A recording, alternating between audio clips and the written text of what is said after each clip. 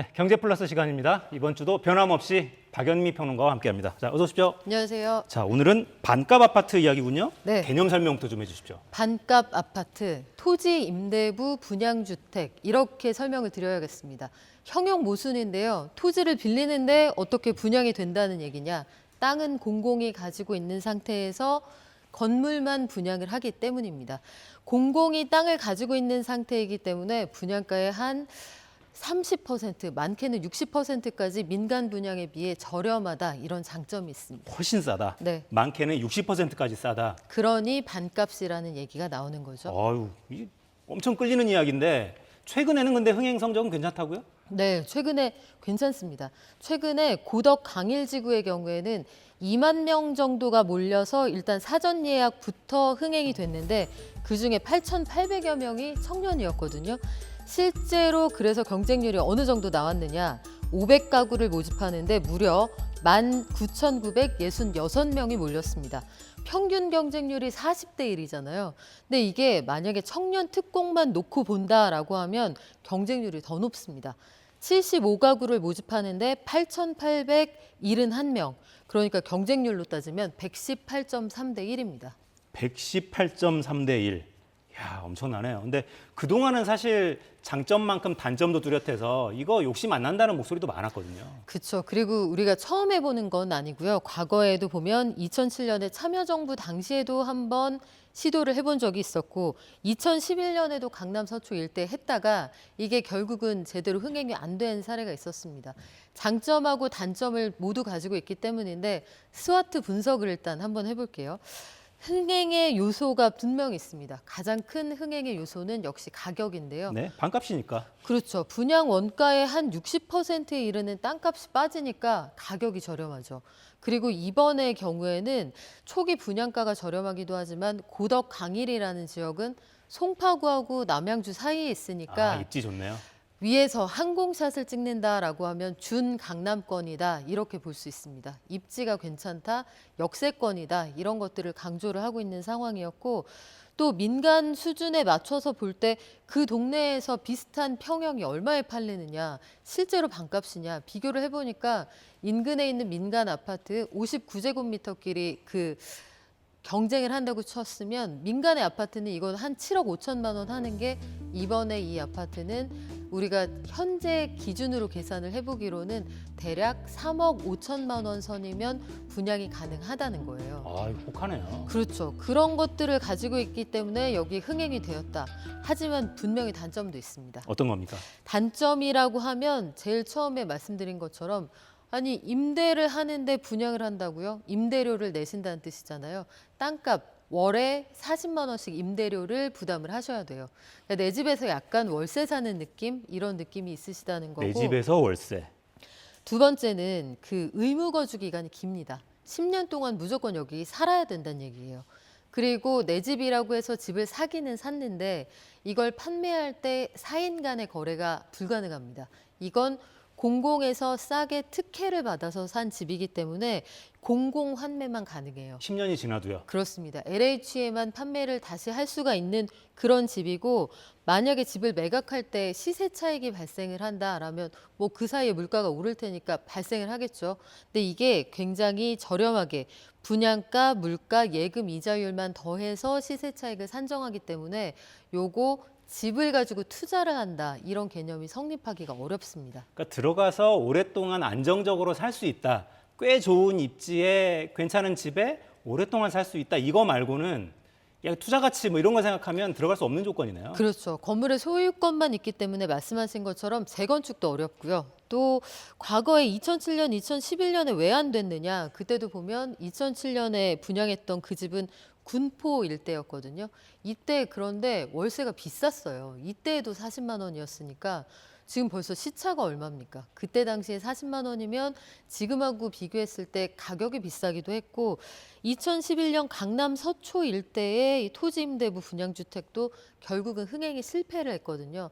여기다 샀다가 나중에 시세 차익도 없이 그냥 나가요 해서 이런 것들을 조금씩 고쳐 나가겠다 계획은 가지고 있는데 어쨌든 현재 청년층은 그래도 서울 사대문 근처에서 이 3억 5천만 원짜리 내 집이 어디냐 이렇게 받아들이고 있습니다. 아유, 그건 그렇죠. 그건 그렇죠. 근데 이제 집을 마련할 때는 좀 직장 가까운 곳에 조금이라도 그렇죠. 더 안정적으로 네. 이사 걱정 없이 오랫동안 살 수 있는 집을 찾기도 하지만 다른 한편으로는 분명히 재테크라는 생각을 모두들 다 하잖아요. 그렇죠. 그런 단점들을 고치지 않으면 이게 장기적으로 계속 흥행이 되겠어요, 이게. 이게 단점을 그래서 보완해 나간다는 게 공공부문의 입장인데요. 전매 제한 기간을 10년에서 좀 짧게 줄일 수도 있다. 그리고 시세 차익에서 소유주가 가져갈 수 있는 부분을 좀 늘리겠다. 네. 시세 차익의 한 70%까지는 가져갈 수 있는 방향으로 하겠다라는 건데 이게 또 나중에 논의 과정에서 어떻게 달라질지는 좀 지켜봐야 합니다. 당초에 이 집이 어떤 목적으로 만들어진 집이냐, 당초에 주었던 혜택에 대해서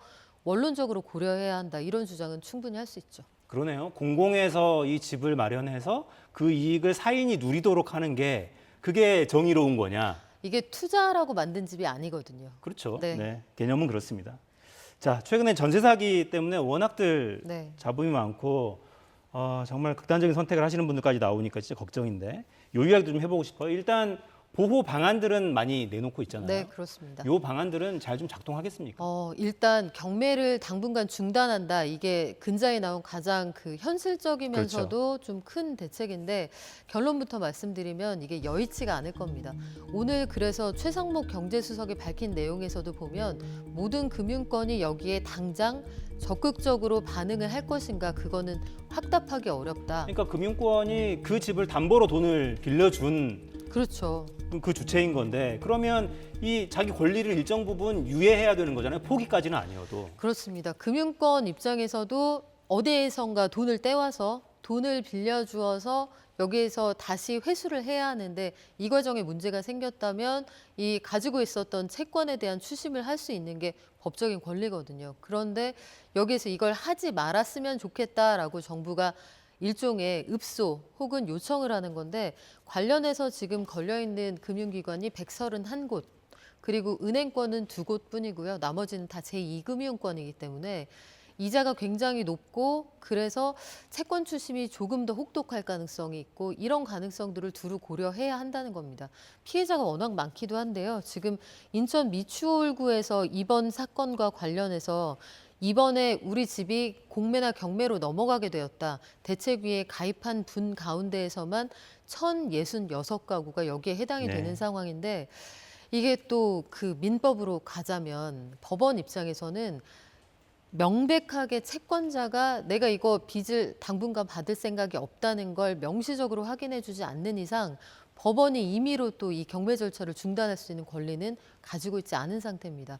현장에서 안타까운 사정과 실질적인 법적인 유권 그리고 다른 피해자들과의 형평성 이런 것들을 참 복잡하게 고려해야 하는 사안입니다. 그러니까 일단 경매법원으로 넘어가 버리면 말씀하신 대로 네. 채권 채무의 관계가 있고 그렇죠. 추심이라는 절차가 법으로 보장돼 있기 때문에 쉽지 않을 것 같고 그럼 이건 어때요 그러면 공공에서 매입해서 임대하는 공공 매입형 임대 제도가 또 원래 있잖아요. 그런 형태로 가는 건 안 됩니까? 있는데 지금 최근에 있었던 수유 칸타빌이라는 곳을 LH가 사들여서 이거 공공임대용으로 매입했습니다. 무려 분양가보다 12%나 깎아서 샀습니다 했을 싸게 때 잘 샀습니다 했죠. 굉장히 여론의 질타가 있었단 말이죠. 집값이 이렇게 뚝뚝 떨어지고 있는 와중에 추가로 더 떨어지는 집을 그 돈 주고 사?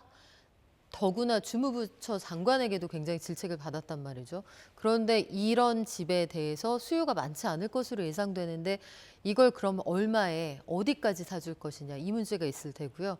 특별법을 제정해서 이렇게 대규모 사기 피해자들을 구제하자는 주장도 있습니다만 이게 기존에는 개별 피해자들은 이렇게 구제한 사례가 아마 없을 거라고요. 그래서 형평성의 문제 그리고 한 사람에게 여러 사람이 피해를 당했을 때 이외에 모든 사례를 다 구제할 수 있을 것이냐, 2년치를 구제할 것이냐, 이거 굉장히 복잡한 문제입니다. 생각보다 그렇게 쉽게 해결되기는 좀 난망한 그런 과제입니다. 네. 네. 자 그러면 박유민 평론가가 생각하시기에 그나마 이게 좀 현실적이지 않겠냐 네. 이렇게 제시하실 수 있는 게 좀 있겠습니까? 뭐 어떤 경우에도 대증요법밖에 될 수 없겠고 떼인 보증금을 누군가 들이지 못한다면 해결이 안 되겠지만 일단 제일 중요한 거는 이분들이 내가 원하는 게 뭔지를 찾아낼 때까지 안정적으로 주거할 수 있는 곳을 제공하는 일일 텐데 일단 길거리로 내몰리진 않게. 그렇죠. 어떤 경우에도 내가 퇴근하고 집에 가서 발 뻗고 누울 자리가 있다. 이거에서 시작하는 거하고는 얘기가 다르거든요. 근데 지금 제공한다는 집이 원룸이라고 하는데 가족의 규모 등등 여러 가지 고려할 때 이게 맞아 들어가지가 않는다는 거예요. 그 평수가 약간 넉넉한 곳들은 경쟁을 시킨다는 거죠. 피해자들끼리. 이렇게 되면 이 사안에서 극단적인 상황으로 몰리는 피해자가 좀 더 나올 수 있습니다. 일단 사람이 살게 해주고 대책을 마련해서 실효성이 있다는 느낌을 갖게 될 때까지 불안해하지 말고 살아라. 여기서부터 시작하는 게 옳지 않을까 싶습니다. 네. 자, 대책위에서는 이런 요구들을 하고 있어요. 일단 경매로 넘어간 것들 절차라도 좀 중단해달라. 우선 내가 매수할 수 있도록 좀 해달라. 이런 요구들을 계속 하고 있는데요. 현장에서는 이게 잘 작동하지 않는다. 정부가 대책을 내놓지만 경매 절차는 계속 진행 중이다. 네. 이런 이야기도 계속 나오고요. 자, 아까 우리 이야기했던 반값 아파트. 이게 진짜로 좀 물량이 충분하면 정말 많으면 사실 이런 데로 몰려가지 않을 거잖아요. 젊은 분들이. 이게 개인의 성향에 따라 다를 수 있겠죠. 다를 수 있겠지만 전세가 이렇게 불안한 금융 상품이 되어버린 와중이라면 분명히 수요가 있을 것으로 봅니다. 이번에 고덕 강일이 흥행을 하면서 정책도 하나의 그 대여론 그리고 대중을 향한 상품이잖아요. 이게 흥행을 했다면 2탄, 3탄이 충분히 나올 수 있고요. 앞으로 한 5만 가구까지 늘려가겠다라고 하니까 상황을 좀 지켜보시면 기회가 올 것 같습니다. 5만 가구가 다 서울에 다 제공이 되는 겁니까? 일단은 수도권 안에 그 정도를 제공을 몇 년 해보겠다라는 동안이요? 계획을 가지고 있는데 입주는 이제 끝나봐야 알죠. 네. 계획은 좋은데 빨리 좀 진행됐으면 좋겠네요. 자, 박예민 평론가는 다음 주에 뵙겠습니다. 고맙습니다. 네, 저는 내일 돌아옵니다. 4시엔 사사건건.